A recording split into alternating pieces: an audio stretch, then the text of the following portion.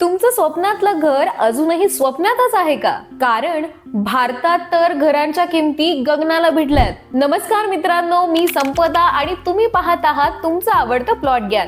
आणि आज आपण पाहणार आहोत भारतामध्ये रिअल इस्टेट इतकं महाग का झालंय. खरंच डिमांड जास्त आहे की कुठेतरी सिस्टीम आपल्याला महाग पडलंय? चला तर मग कारण समजून घेऊयात. सगळ्यात पहिला मुद्दा म्हणजे लोकसंख्या आणि वाढती डिमांड. भारताची लोकसंख्या प्रचंड आहे. दरवर्षी लाखो लोक शहरांकडे मायग्रेट होत आहेत, नोकरी, शिक्षण आणि बिझनेस साठी. जमीन मात्र वाढत नाही, पण लोकसंख्या वाढतीये, म्हणूनच डिमांड वाढतीये आणि प्राइस आपोआप वर जातीये. दुसरा मुद्दा म्हणजे जमिनीची कमतरता, म्हणजेच लिमिटेड लँड. विशेषतः मुंबई, दिल्ली, बँगलोर, पुणे यांसारख्या शहरांमध्ये जमीन मर्यादित आहे. एकच प्लॉट पण त्यावर अनेक लोकांचा डोळा. जिथे सप्लाय कमी आणि डिमांड जास्त तिथे तर दर वाढणारच. तिसरा मुद्दा म्हणजे गव्हर्नमेंट चार्जेस आणि टॅक्सेस. घराच्या किमतीत फक्त घर नसतं, त्यात असतात stamp duty, registration charges, GST आणि डेव्हलपमेंट चार्जेस. हे सगळं मिळून घर आणखी महाग होतं. चौथा मुद्दा म्हणजे इन्व्हेस्टमेंट मेंटॅलिटी. भारतामध्ये रिअल इस्टेट हे राहण्यासाठी नाही तर जास्त